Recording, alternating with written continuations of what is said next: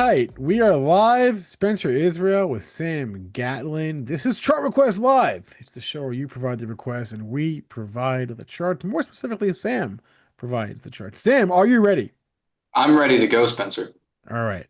Let's start with the inbox. As always, if you have any requests and you want to jump to the front of the line, email us. The email is on the screen. It's at the bottom. Questions. Actually, you can do questions or you can do question. Singular or plural. They both go to the same place.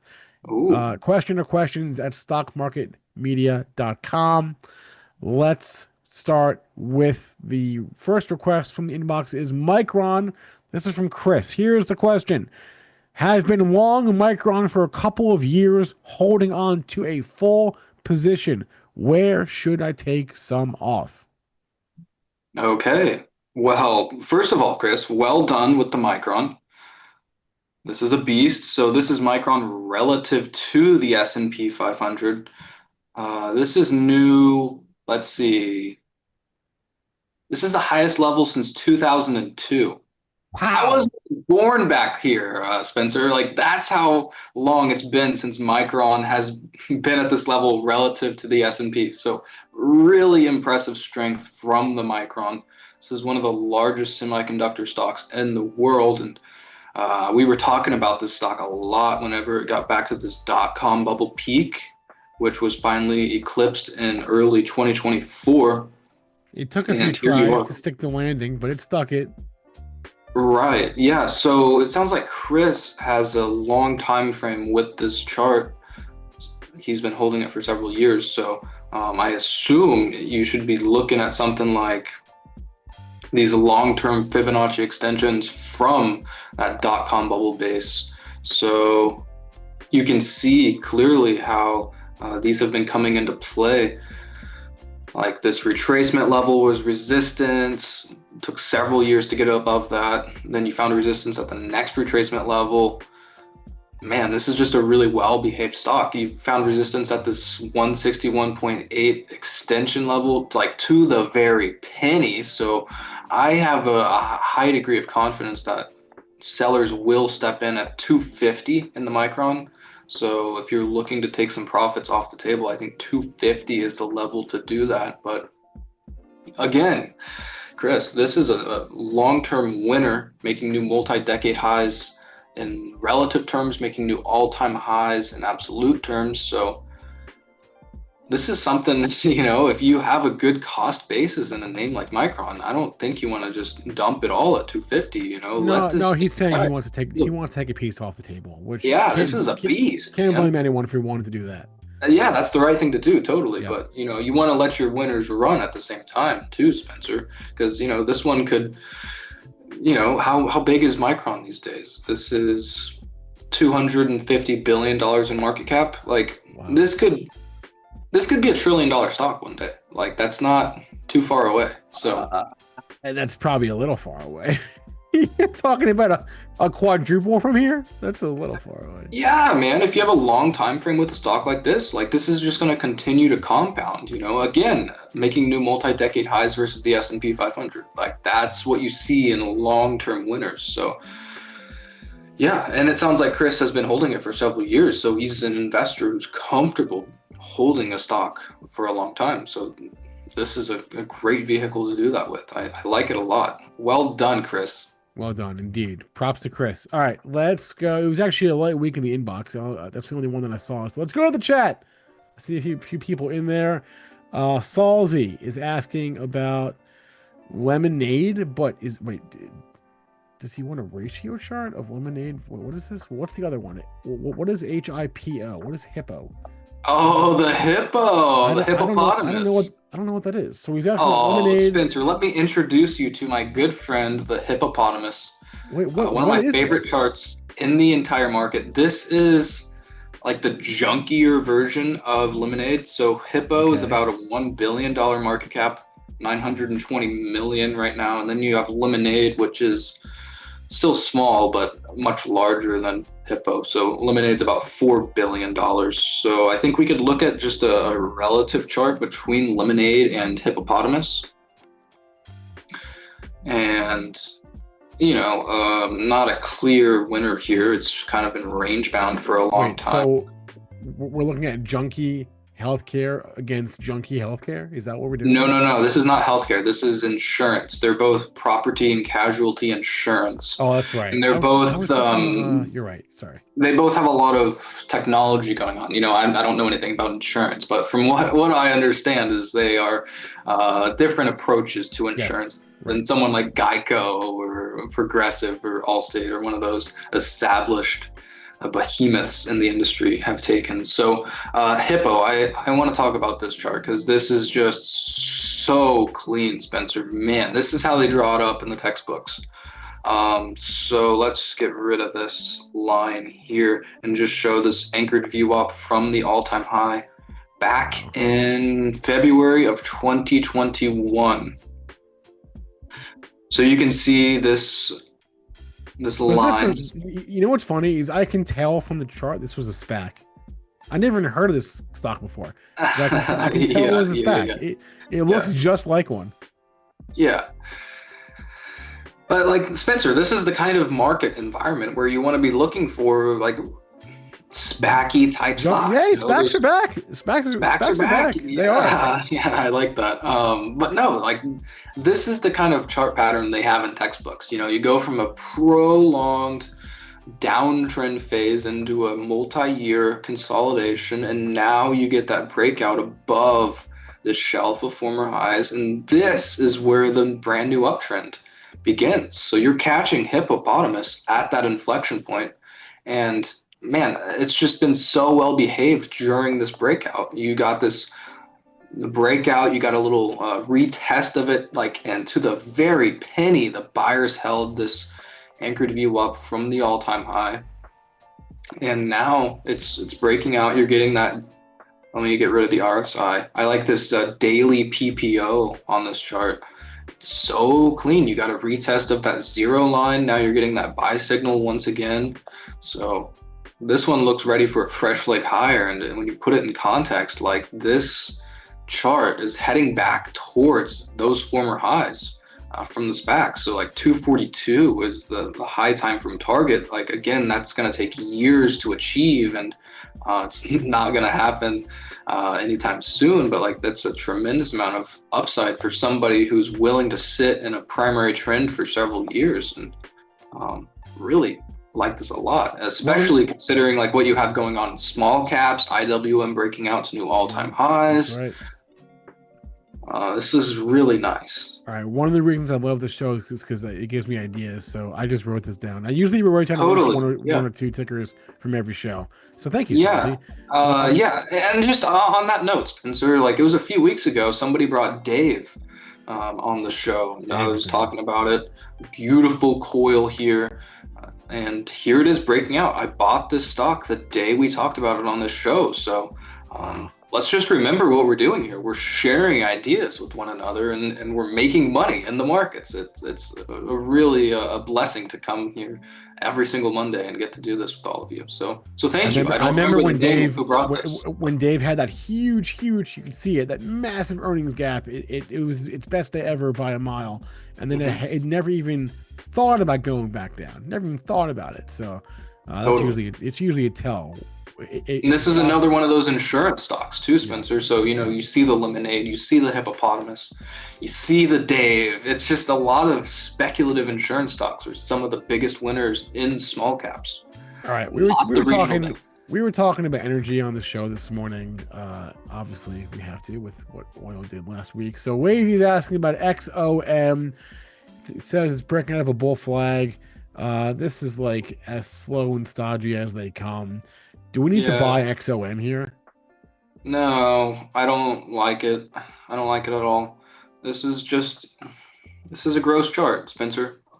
I'll be frank with you. Let's get rid of this line.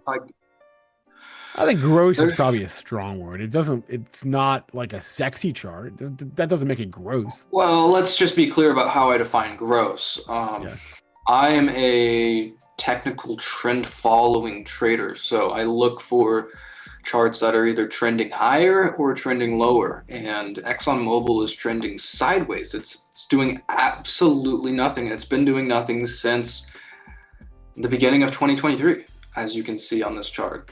So super boring, and you have, I think, man, like crude oil is probably going to hold this lower bound of this range. So, I don't hate everything about the energy trade. And JC was talking earlier today on the morning show about the extreme mispositioning. Like, you have speculators really hating on the energy.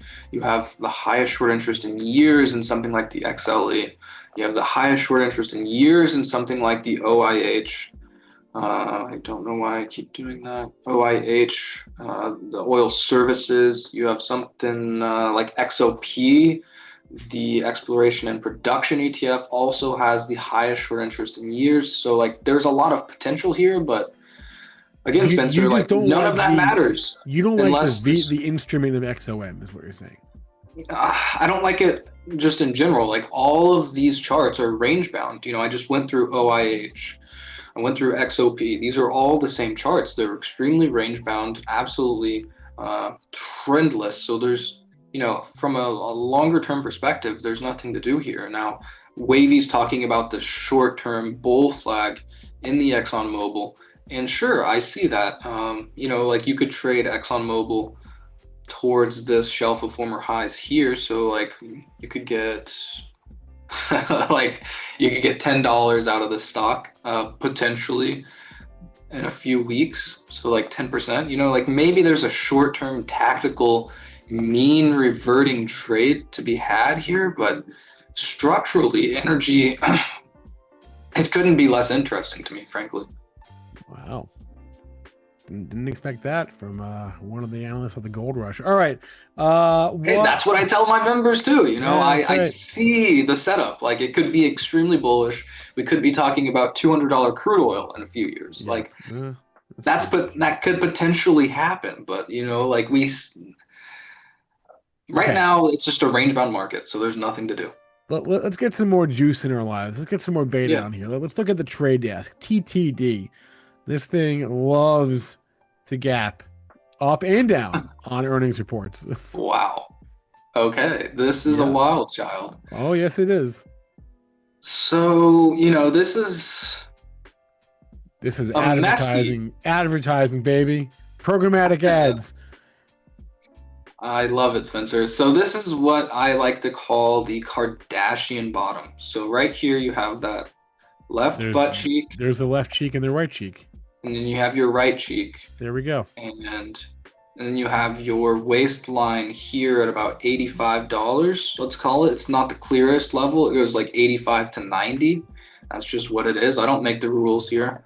But I see this potential bottom shaping up. This is really nice. And, I, given how this one has reacted to earnings recently, I'd want to be careful about building a position around earnings. It looks like they report in 10 days. So, theoretically, this one could gap right back up to the waistline at $90. And then that's when the real trend reversal happens. So, this is maybe you put on a starter position down here, make it a big boy position up here around 90. Like, that's how I'm thinking about a chart like this, because if it gets to 90, it's going back to 120, 140. Like, that could be a really quick mean reverting move higher. But again, you've seen some serious destruction in this chart. So I'm not convinced that it's going to be that easy. I think it'll be messy for a while. And you can see clearly that this chart loves to gap around. So I think this is the name to be cautious with. But leaning towards bullish with the Kardashian bottom there, Spencer. You said they report earnings when?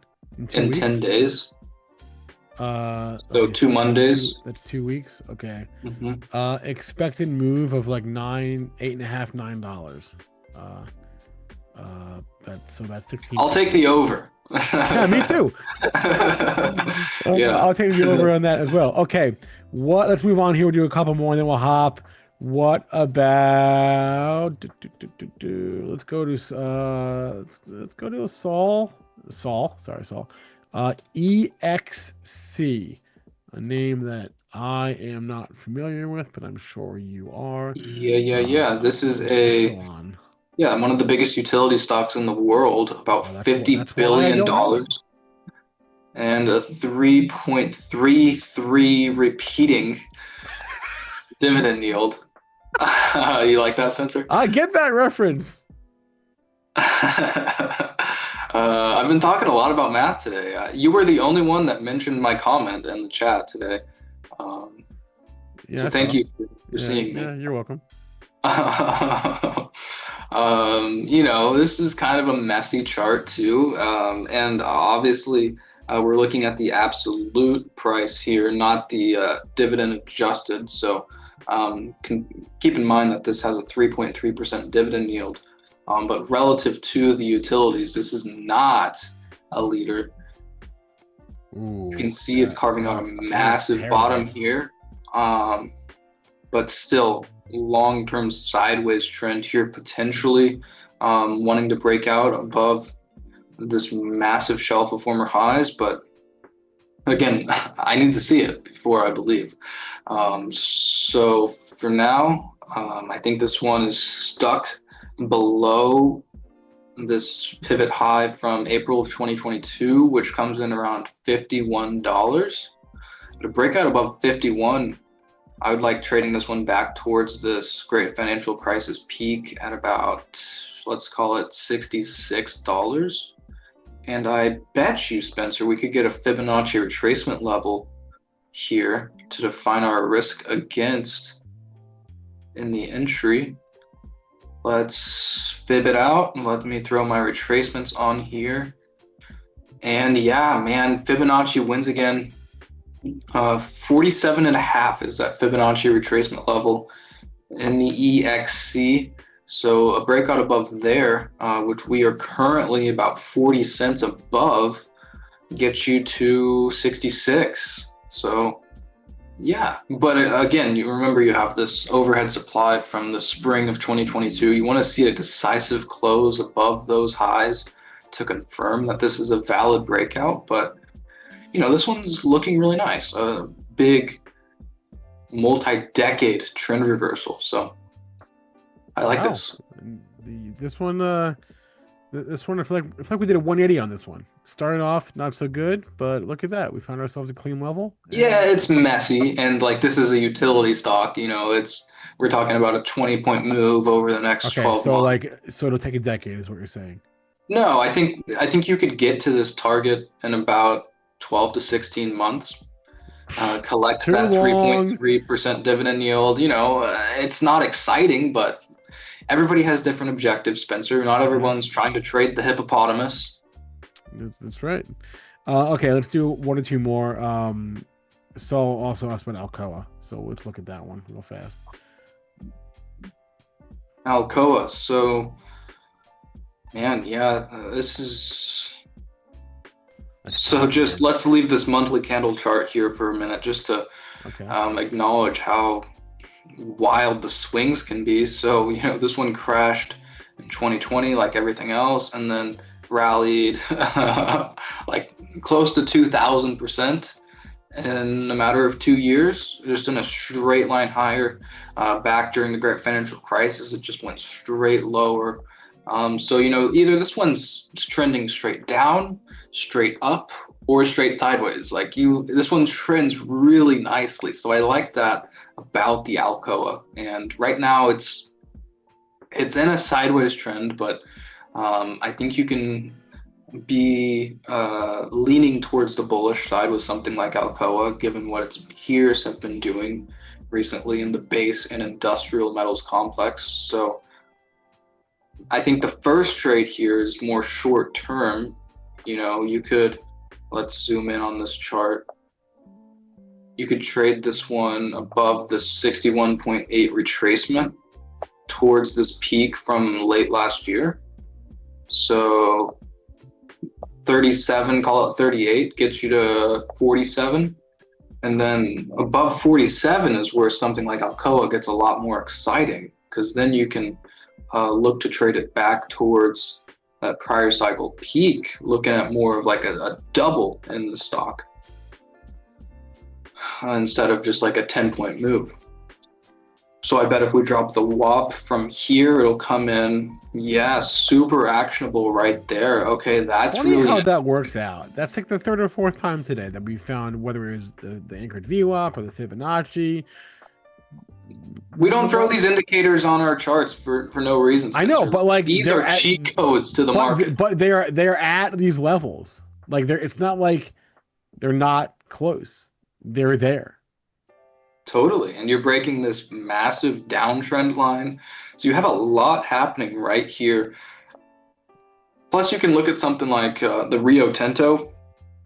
This is like Newmont Mines is the largest gold mining stock in the entire world. That's right. Rio is the largest base and industrial metals mining stock in the entire world. They do it all.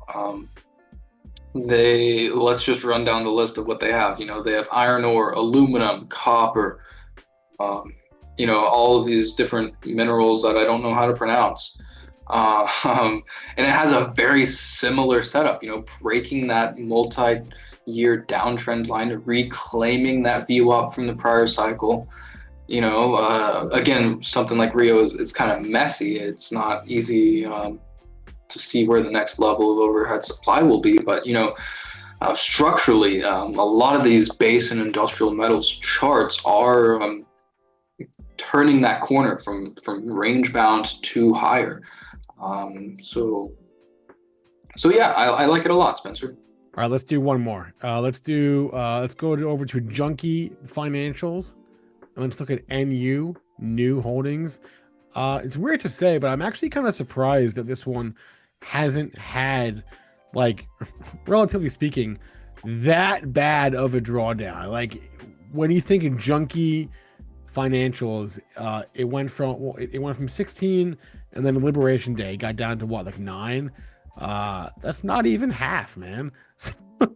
So I feel like for a junkie bank stock, this one is held up pretty well. Granted, it's about to be at all-time highs, but I'm just surprised that it hasn't had more volatility.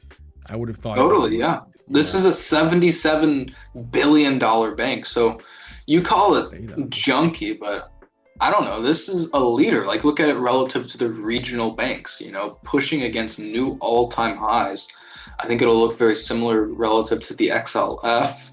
Sure enough, pushing against new all-time highs. Look at it relative to the S&P 500.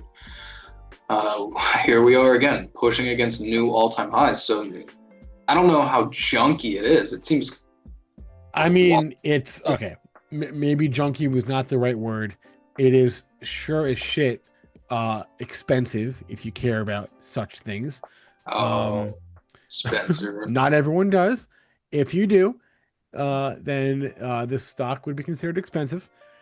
It's it's a new issue, right? They IPO'd what, 3 years ago, so not a ton of history. It crashed. Speaking of drawdowns, it crashed hard in that post-COVID correction we had. Obviously, we've come out of that now. It's got a pretty high beta for a financial, 1.27. It's pretty high. So yeah, it is a little junky. You know what I mean? That's not an insult. That's just an observation. Junky can be good. We all like junk. Sometimes. Totally, especially in bull markets. Junky can be good. Junky can be great. So yeah, man, this is a clean base breakout. I like looking at the fibs from the November 2024 to the April 2025 drawdown. I think that gives us the cleanest trade. So I like new above 16 with a target of 20 and a half. And Spencer, I have to mention the Stone. So Stone is like the junky version of New. So this is a $5 billion fintech from Brazil. New is also from Brazil, And man, this chart looks really, really nice. We were talking about the Whoa. Kardashian bottom earlier. This is one of the cleanest multi-year consolidations in a Kardashian bottom that you'll ever find in the markets. So I like this chart a lot. And if new is going to be working, then I think you can bet your bottom dollar that Stone will also be working, and the risk reward could not be more well defined here at this level. So you had the COVID crash low right here around $18. Then that turned into resistance in 2021, resistance in 2024, and here you are back at the scene of the crime. If Stone is above, let's call it $20, I think it's going to this prior cycle peak around, let's call it 95 over the next year. Stone looks as good as anything in this market from a primary trend reversal point of view. I like this chart a lot. I've been looking at it almost every single day, waiting for that decisive close above 20. I want to buy the Stone Co. so bad, Spencer.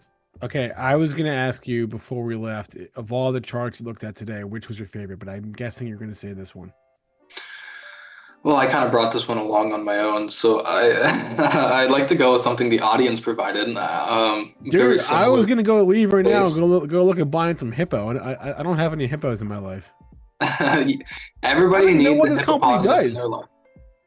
It's junkie insurance, Spencer. I'm telling you, they have lots of AI in their company description. It says it's home protection. Yeah, blah blah where blah are they, blah where are blah. they based blah. out of? They're in San Jose. All right. Founded in 2015, so still a new company.